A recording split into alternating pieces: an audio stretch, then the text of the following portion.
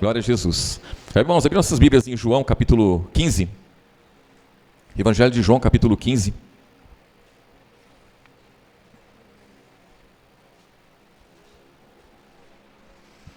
Aqui é um versículo que a gente conhece bastante, né, irmãos? Aqui Jesus instruindo os discípulos. João capítulo 15, versículo 1. Jesus diz: eu sou a videira verdadeira, e meu pai é o que, irmãos? O lavrador. Então Jesus ele afirma que ele é a videira verdadeira e o pai é o lavrador. A princípio, olhando assim, né, irmãos, é algo muito simples, mas nunca o que Jesus disse é algo simples. O que Jesus disse sempre, né, irmãos, as orientações de Jesus, os conselhos de Jesus, a palavra que ele trouxe do Pai, é algo espetacular, irmãos. Então aqui quando ele fala, eu sou a videira verdadeira, é lógico que existe uma videira falsa, uma videira que não deu certo, irmãos. Então a videira que é Jesus, que é lavrada pelo Pai, que é cuidada pelo Pai, que recebe o poder do Pai, essa aí é a videira verdadeira, por quê? Porque permanece para sempre. Existia uma videira lá no Antigo Testamento, depois os irmãos quiserem olhar lá, está lá em Ezequiel capítulo 19, irmãos, fala de uma videira, mas ali também fala dos reis, né? Aponta para os reis lá de Israel e põe eles como leõezinhos, né? Leões pequenos que cresceram e tiveram poder, e esses leõezinhos aí, eles batalharam, só que não deu certo para eles não. Eles morreram, foram mortos, foram levados para a Babilônia, foram levados para o Egito, mataram eles e não deu certo. E aí coloca a mãe deles como leoa e também coloca a mãe deles como uma videira. Uma videira, irmãos, que era regada por águas e que se fortaleceu e que cresceu e que estava muito bem de poder, mas ela secou, ela se acabou. E lá diz que ela foi lançada na terra. E os ramos dela, um dos ramos saiu fogo por ele e foi destruída. Essa videira está destruída. E está em lugar seco, é o que diz. Essa videira está em lugar seco. Isso está lá em Ezequiel capítulo 19. Aí no capítulo 28 também de Ezequiel, aí tem uma profecia contra o rei de Tiro, lá que aponta para Lúcifer, não é, irmãos? E fala como ele era, quando ele estava no céu, quando ele tinha poder, que era bonito, era honrado, tinha poder, e ali descreve o que aconteceu com Lúcifer. E está na mesma situação da videira. Também está abaixo de nada, também está em lugar seco, também está destruído. A formosura também se acabou. Então aquela videira, ela recebia águas, ela recebia o poder de Deus para se manter firme, só que se corrompeu. Assim também Lúcifer se corrompeu. E quando fala em Mateus capítulo 12, versículo 43, que fala da situação do homem quando ele tem um espírito imundo, irmãos. E esse espírito imundo sai do homem, ele vai para lugares o quê, irmãos? Secos, lugares áridos, lugares secos, buscar repouso e não encontra. Então, o mesmo destino daquela videira lá do Antigo Testamento, que foi lançada na terra e está em lugar seco. Assim também, Lúcifer, que estava no céu, também foi lançado na terra e também está em lugar seco. E assim também o espírito imundo, quando sai do homem, também vai para lugar seco. Então nós entendemos que faz parte da mesma coisa, irmãos. Então quando se fala daquela videira, se fala em Lúcifer, se fala em espírito imundo, está falando da mesma coisa. É a mesma natureza, é o mesmo ser. São principados, potestades, hostes espirituais da maldade, e o fim deles já está decretado, o fim deles já está estabelecido. E assim a raça humana, irmãos, deve atentar para isso hoje. E para isso existe a palavra da verdade, o evangelho da nossa salvação, é o que esclarece tudo isso. Então Jesus, quando ele vem dizendo aqui, em João capítulo 15, versículo 1, eu sou a videira verdadeira e meu pai é o lavrador. Versículo 2, toda vara em mim que não dá fruto, tira, e limpa toda aquela que dá fruto para que dê mais fruto. Vós já estáis limpos pela palavra que vos tenho falado. Então Jesus passa essa instrução aos discípulos e ele fala, olha, a videira, essa videira vai permanecer. Se algum ramo não der fruto, vai ser tirado da videira. Mas a videira não vai ser destruída. Por quê, irmãos? Por que Jesus é a videira verdadeira e essa videira é eterna? Porque essa videira, que é Jesus, é obediente ao Pai. Essa videira recebeu água do Pai, recebeu alimento, recebeu, irmãos, ajuda do Pai e permaneceu e já venceu. Então essa videira é vitoriosa. Essa videira não se acaba. E todos aqueles que permanecer nela também vão permanecer para sempre.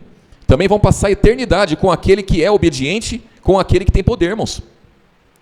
E aí diz aqui versículo 4, está em mim, Jesus dizendo, né, para os discípulos, está em mim e eu em vós, como a videira de si mesma não pode, como a vara de si mesma não pode dar fruto, se não estiver na videira, assim também vós, se não estiveres em mim. Então nós como varas, nós como ramos, temos que permanecer firme na videira. Por isso que a palavra diz, irmãos, que assim como Jesus andou, nós devemos andar também. Porque o que mantém essas varas na videira é obediência, irmãos. O que mantém essas varas na videira é dar fruto. E o fruto se dá através da palavra, da obediência à palavra. Se eu sou obediente à palavra, eu vou dar fruto. Se eu der fruto, quem é glorificado, irmãos? O Pai. Aí diz aqui, versículo 5. Eu sou a videira, vós as varas. Quem está em mim e eu nele, este dá muito fruto, porque sem mim nada podereis fazer. Se alguém não estiver em mim, será lançado fora como a vara e secará, e os colhem e lançam no fogo e ardem. Se vós estiverdes em mim e as minhas palavras estiverem em vós, pedireis tudo o que quiserdes e vos será feito. Nisso é glorificado o meu Pai, que deis muito fruto e assim sereis meus discípulos. Então aqui Jesus ele já coloca os ramos, as varas, como discípulos, não é, irmãos? Então, se nós permanecermos em Cristo e as palavras dele estiverem em nós, tudo que nós pedirmos será feito, irmãos. E aí nós vamos pedir, com certeza, né? Coisas que favorecem a igreja de Cristo, não é, irmãos? Tudo que nós pedirmos vai ser em favor da igreja de Cristo, porque o nosso interesse é esse. A nossa intenção, irmãos, é seguir após Jesus para que a igreja dele se firme cada vez mais nesse mundo, através de pessoas, de homens e mulheres que querem a verdade, homens e mulheres que amam a verdade, homens e mulheres que se entregam à verdade.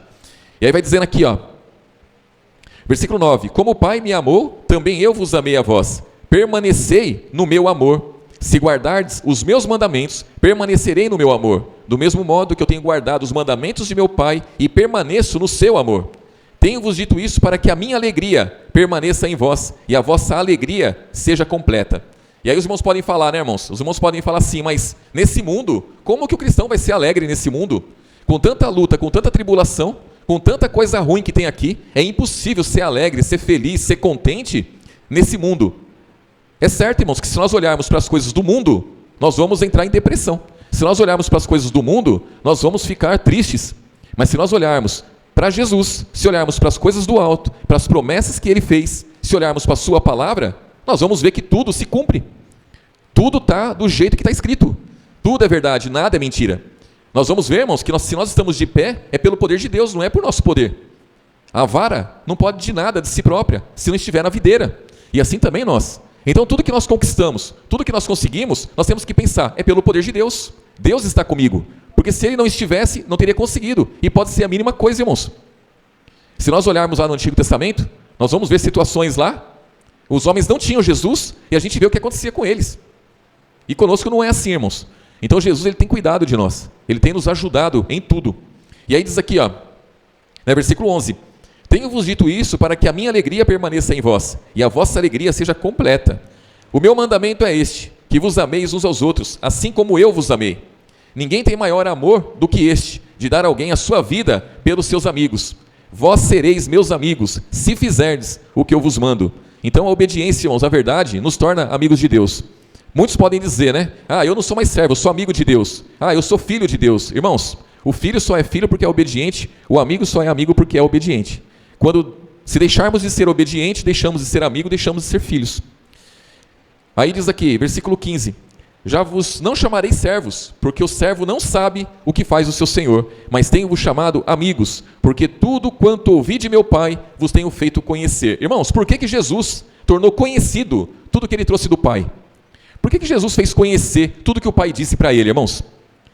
Para nós sermos obedientes a isso, para nós podermos obedecer ao Pai, para nós podermos seguir o que o Pai determinou a ele. Por isso que ele fez conhecido. Então o que ele fez conhecido aos homens? A palavra do Pai. E a palavra do Pai o que é? Nada mais é do que o sustento para as varas.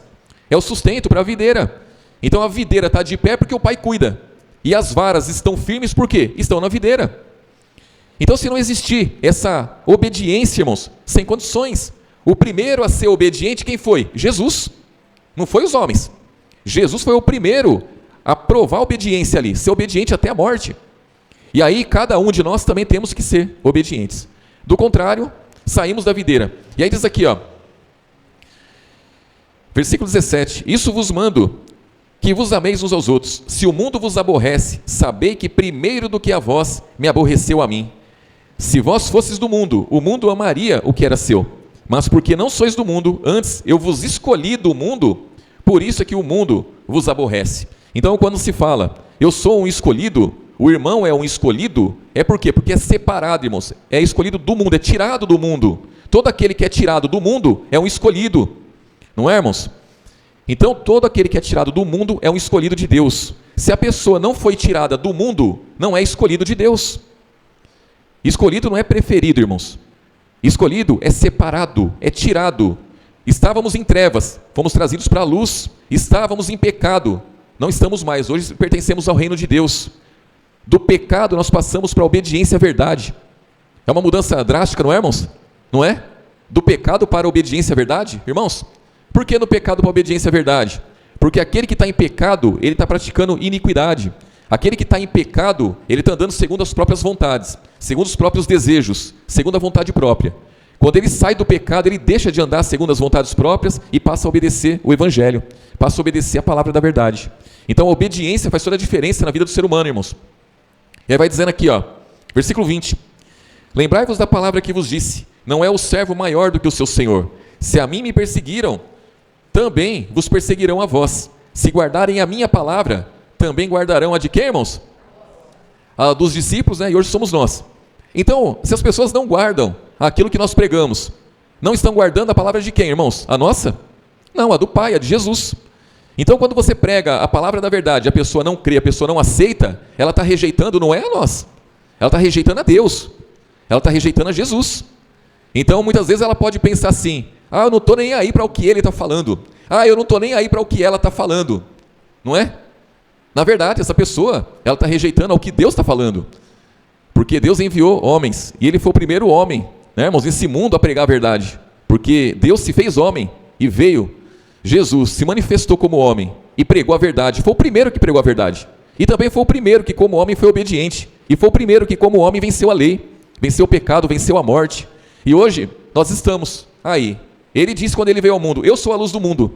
E aí depois ele disse para os discípulos, vocês são a luz do mundo. Então, vejam que os discípulos, Jesus foi para o Pai e os discípulos permaneceram pregando essa mesma palavra. Os discípulos, esses discípulos já morreram todos. Os apóstolos, todos morreram e deixaram a palavra para nós aqui, inspirada pelo Espírito Santo. E hoje estamos nós, irmãos, com essa verdade em nossas mãos, em nosso coração, em nosso entendimento. E essa palavra tem que ser vivida. Cada vírgula, cada letra tem que ser vivida, irmãos. O que não é vivido não serve para nada. Para nada, irmãos. A pregação por si só não serve de nada. A pregação ela só serve quando ela é manifestada com autoridade e poder que vem do alto. As pessoas estão em busca de sinais aí e estão dizendo, olha, já tem terremoto, já tem pai contra filho, filho contra pai, já tem guerra entre nações, o fim está próximo. Lógico que o fim está próximo, eu também creio que está próximo. Mas a palavra diz, irmãos, que no fim dos tempos, esse evangelho, a palavra da verdade, seria pregada em todas as nações, em testemunho ao nome de Jesus. E essa é que é a questão. Porque a palavra tem que ser pregada em testemunho a Jesus.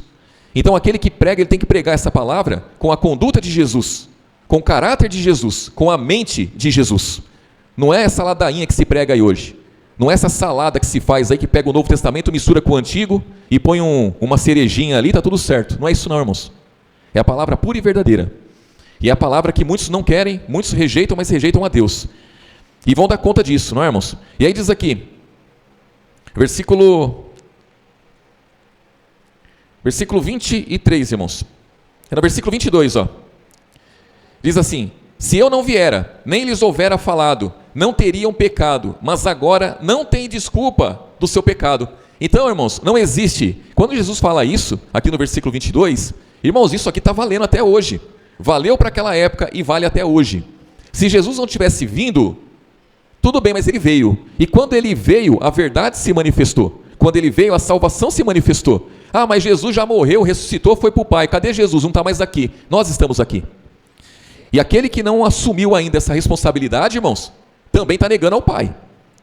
Então, se Jesus ele morreu, ressuscitou, foi para o Pai, deixou uma palavra, e essa palavra está em nós, então nós somos representantes dele, nós somos sacerdotes, nós somos aqueles, irmãos, que intercede pelo povo, nós somos aquele que leva a palavra da verdade, então nós temos que tomar essa posição a cada dia, irmãos. E aqueles que rejeitarem, com certeza, naquele dia não vai ter desculpa. E aí diz aqui, ó, versículo 24, Se eu entre eles não fizesse tais obras, quais nenhum outro tem feito, não teriam pecado, mas agora viram-nas, e me aborreceram a mim e a meu Pai. Mas é para que se cumpra a palavra que está escrita na sua lei, aborreceram-me sem causa. Mas quando vier o Consolador, que eu da parte do Pai vos hei de enviar, aquele Espírito da verdade que procede do Pai, testificará de mim, e vós também testificareis, porque estivestes comigo desde o princípio. Então Jesus deixa claro para os discípulos, o Espírito Santo que eu enviar vai testificar de mim, e vocês também vão testificar de mim, porque vocês estiveram comigo. E hoje nós testificamos por quê? Porque a palavra está em nós, irmãos. Então a nossa fé, irmãos, ela está firme. E se a nossa fé está firme, nós podemos dizer com toda confiança, Jesus é Senhor, Jesus é Salvador, Jesus é libertador. Ah, mas eu não estou vendo tudo isso. Você não está vendo porque você não se converteu. Se você se converter, você vai ver. Se você se converter, você vai ver homens e mulheres lutando contra o pecado e vencendo. Se você se converter, você vai ver homens e mulheres numa batalha espiritual e de pé. Se você se converter, você vai ver homens e mulheres lutando e combatendo contra o pecado e estão saindo do pecado. Porque o apóstolo Paulo coloca a igreja de Coríntios como uma igreja pecadora e que estava caminhando, irmãos. E ele fala de prostituição, ele fala de adultério, ele fala de homossexualismo, ele fala de roubos, de furto, de tudo, e fala assim, ó, vocês têm sido tudo isso. Tudo isso vocês têm sido. Mas vocês têm sido lavados, purificados, estão de pé, vocês estão seguindo. Estão seguindo. Então se a igreja de Coríntios, pelo poder de Deus, estava vencendo tudo isso e estava prosseguindo, e nós sabemos que é uma igreja problemática, hoje não é diferente, irmãos, nós também temos problemas. Só que temos que confiar no poder de Deus. O poder que vem do alto. Porque a videira verdadeira, ela está lá. Ela está lá. Ela não está aqui, não foi lançada aqui na terra. O que foi lançado aqui na terra foi Lúcifer, que não assumiu o papel dele, que quis assumir o papel do Pai, usurpou o poder e fez uma obra própria. Uma obra própria. E nós enxergamos tudo isso lá no Antigo Testamento. A obra dele lá. Foi lançado na terra. Está abaixo de nada e tem um lugar preparado no lago de fogo. Hoje, irmãos, hoje a videira verdadeira está ao lado do Pai e a palavra fala que ela intercede por nós todos os dias e enviou o Espírito Santo para nos guiar, nos conduzir em toda a verdade, nos dar um alimento celestial, alimento do alto. E aí quando a palavra vem dizendo, olha, buscai primeiramente o reino de Deus e a sua justiça, creiam que todas as coisas necessárias serão acrescentadas para vocês. Aí muitos se escandalizam. Ah, mas eu tenho que buscar as coisas do alto, eu não posso buscar as coisas da terra, eu quero buscar as coisas da terra. Irmãos, a palavra fala que tudo se aniquila, tudo se acaba. Mas se buscarmos as coisas do alto, irmãos, as coisas vão fluir para todos nós. Aí diz aqui, ó, em 2 Timóteo, irmãos.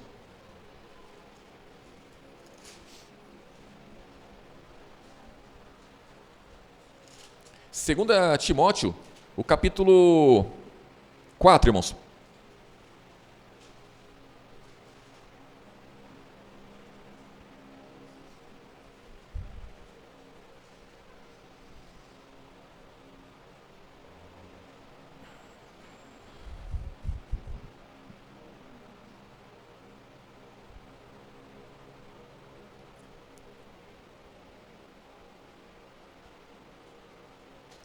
Segunda Timóteo capítulo 4, versículo 1.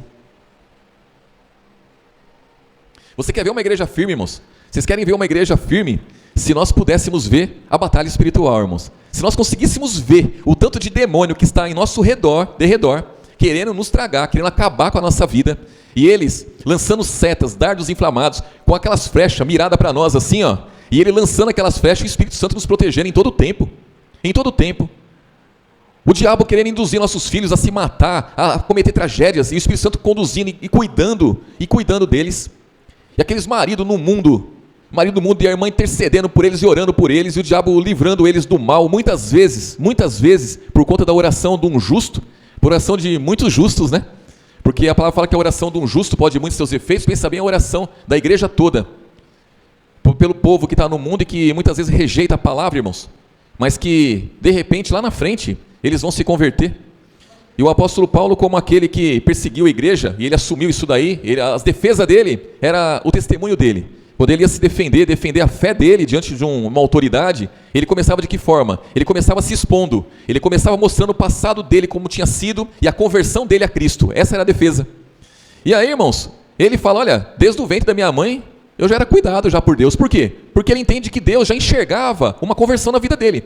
Já enxergava que um dia ele ia se deparar com a verdade. E nós quando olhamos para as pessoas, por pior que elas estejam, por mais incrédulas que elas sejam, por mais cegas que elas estão, nós não conseguimos enxergar isso daí, irmãos, porque nós não sabemos. Nós não sabemos se a pessoa vai se converter amanhã, se ela vai se converter daqui 10 anos, ou se ela não vai se converter. Aí muitas vezes o cristão ele tem esperança e ele vai, e ele faz, e muitas pessoas usufruem da graça de Deus. A palavra fala que os anjos, lá em Hebreus diz, que os anjos, eles são espíritos ministradores, enviados a favor daqueles que hão de herdar a salvação. Esses são os anjos do Pai, né, irmãos? Eles são enviados em favor daqueles que hão de herdar a salvação. Eles são trabalhadores. Agora tem os anjos caídos, são demônios, que estão aí para acabar com a vida da raça humana, acabar com a vida de todos e para acabar com a nossa vida também. Mas nós temos Jesus. Graças a Deus, né, irmãos? Glória a Jesus. E aqui em 2 Timóteo capítulo 4, versículo 1, aqui é uma orientação de Paulo, né, a Timóteo.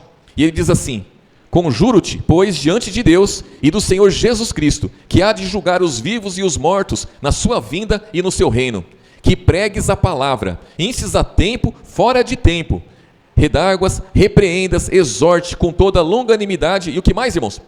Doutrina. Que doutrina que é essa, irmãos?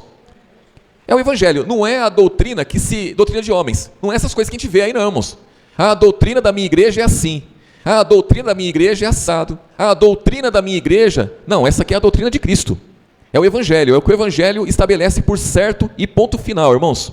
Aí diz aqui, ó, versículo 3, porque virá tempo em que não sofrerão a sã doutrina, mas tendo comichão nos ouvidos, amontoarão para si doutores conforme suas próprias concupiscências.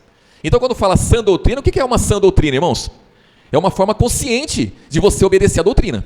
Então você obedece com consciência, você fala, pera lá, essa doutrina está dizendo isso, por quê? Ela é de Deus, ela tem tudo a ver com Jesus, eu vou seguir por ela. Agora, os homens eles lançam doutrinas aí, eles acham que aquilo lá, pronto, acabou, não tem nada a ver com o que Jesus disse, e aí as pessoas seguem por ela, por quê, irmãos? Porque é conveniente, Ah, lá naquela igreja lá tem a doutrina tal, mas lá eu posso fazer isso, posso fazer aquilo, lá ninguém me perturba, ninguém me enche as paciências.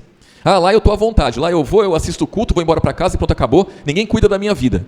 Ah, aquela igreja é bom porque a pregação lá é só 15 minutinhos, não tem muita coisa, vai um irmão, conta o testemunho, vai outro, conta o testemunho, tem umas danças lá, uns negócios e está tudo certo, é uma igreja animada, é uma igreja que o Espírito Santo toma posse, a irmã da pirueta, vira mortal, não é, irmãos? Não é assim? É assim. E as pessoas vão por essas doutrinas aí, vão por essas coisas, e está tudo certo, irmãos, para eles. Mas o apóstolo Paulo diz para Timóteo, haverá tempo, irmãos, ele falou isso aqui há quase 2000 anos atrás, irmãos. Foi lá atrás, não é agora, não foi ontem que ele falou isso, não foi há 50 anos atrás. Ele está dizendo, haverá tempo que não suportarão a doutrina com consciência, não suportarão uma doutrina sã, uma doutrina com saúde, não suportarão, mas eles vão ter comichão nos ouvidos, vão pôr tapão nos ouvidos, e vão buscar para si doutores conforme as próprias vontades,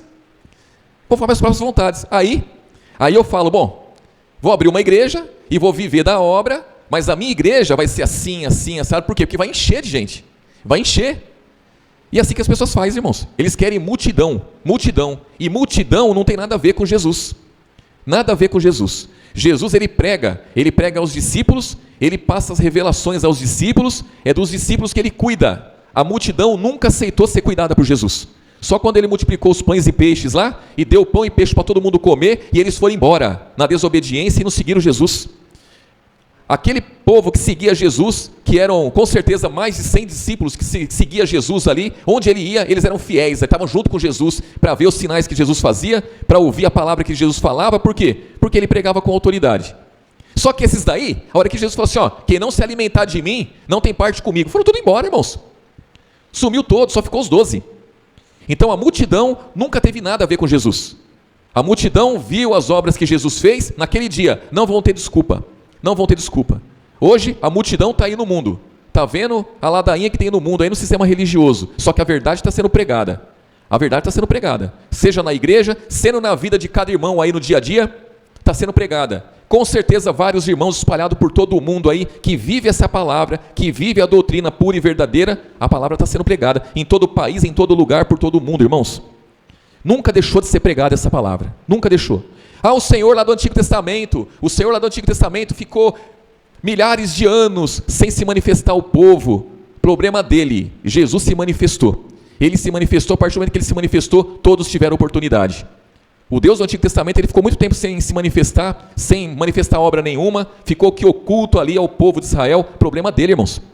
O nosso Senhor, ele se manifestou em carne, com o poder do Pai, veio em espírito, venceu todas as coisas, nunca andou na carne, sempre andou em espírito, venceu todas as coisas, deixou a salvação para cada um de nós. E essa salvação nós levamos adiante, através do poder de Deus, não é nosso, irmãos. Mas aí diz aqui, ó, versículo 3, né? Porque virá tempo em que não sofrerão a sã doutrina, mas tendo comichão nos ouvidos, amontoarão para si doutores conforme as suas próprias concupiscências, e desviarão os ouvidos da verdade. Voltando ao que, irmãos?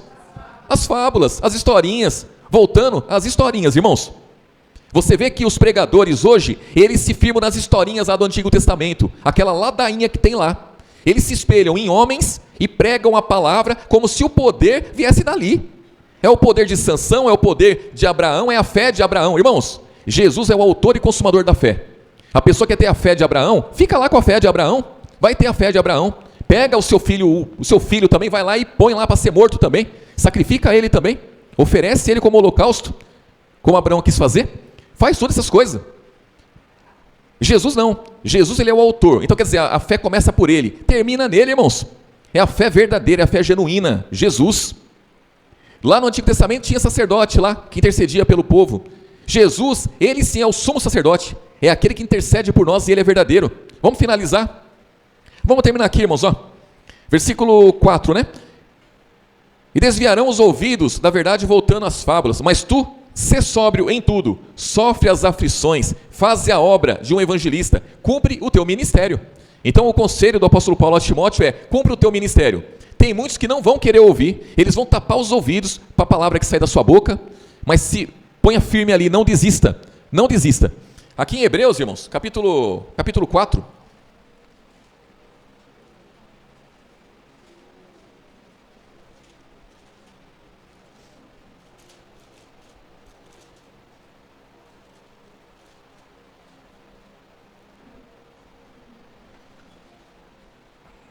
aqui no versículo 14, irmãos, Hebreus capítulo 4, versículo 14. Aqui o título, né, irmãos? O título diz assim, ó: Cristo é superior aos sumos sacerdotes do antigo pacto, do Antigo Testamento. Então o autor aqui, ele começa a expor os sacerdotes do Antigo Testamento. E ele coloca Jesus como superior.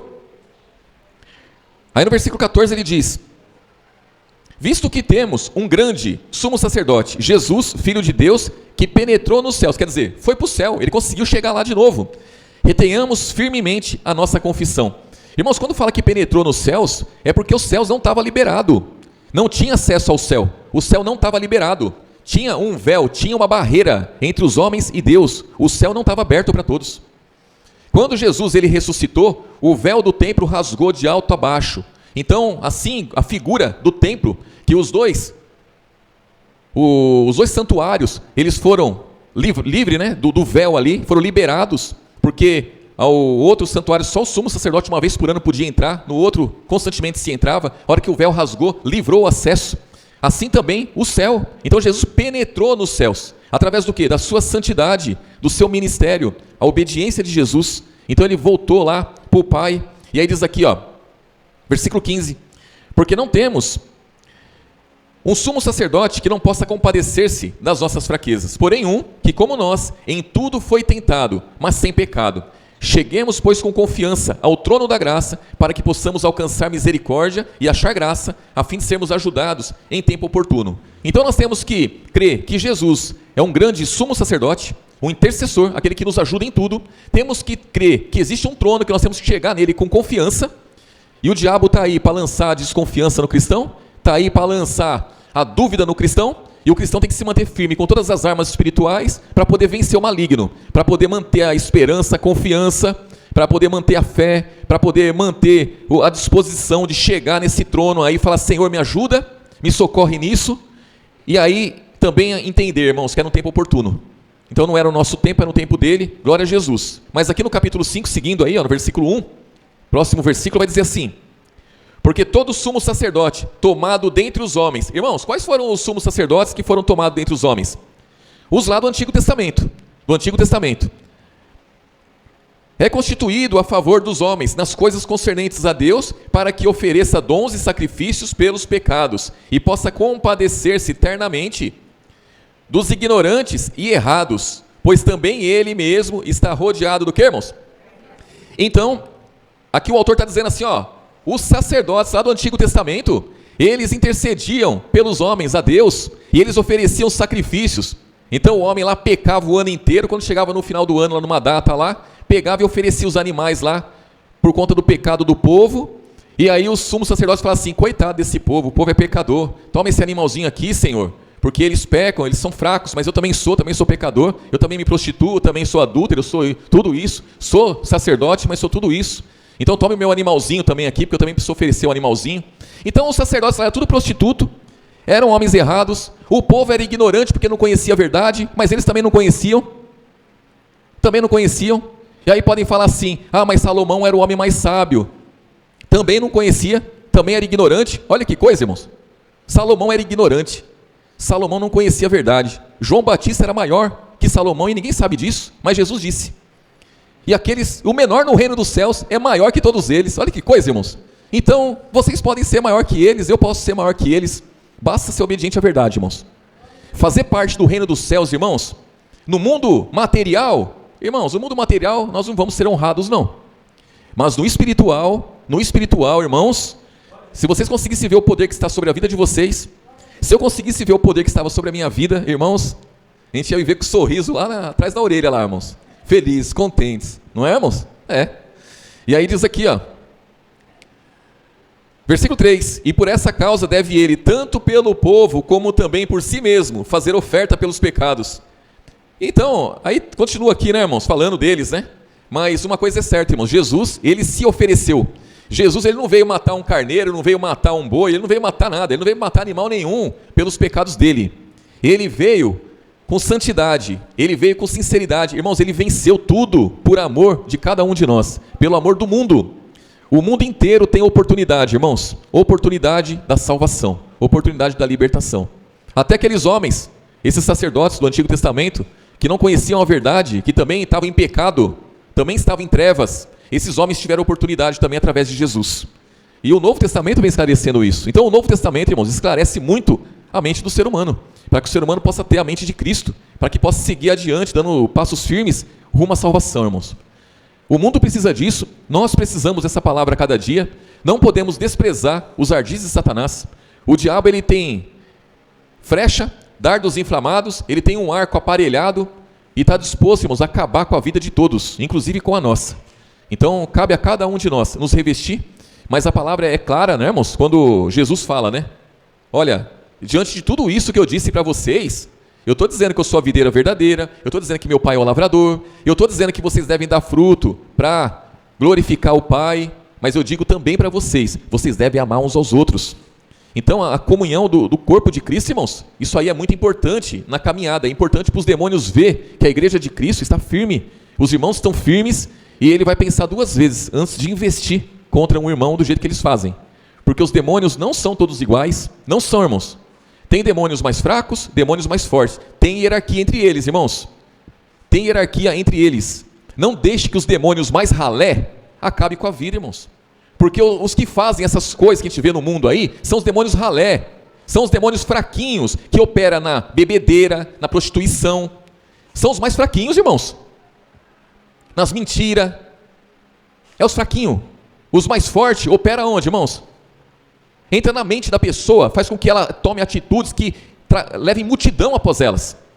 Então você vê esses picaretas que tem aí pregando a palavra, o que opera neles não são os demônios ralé, porque se fossem os demônios ralé, eles não iam conseguir nem pregar a palavra, eles iam estar bêbados na rua, jogado, ninguém ia olhar para eles.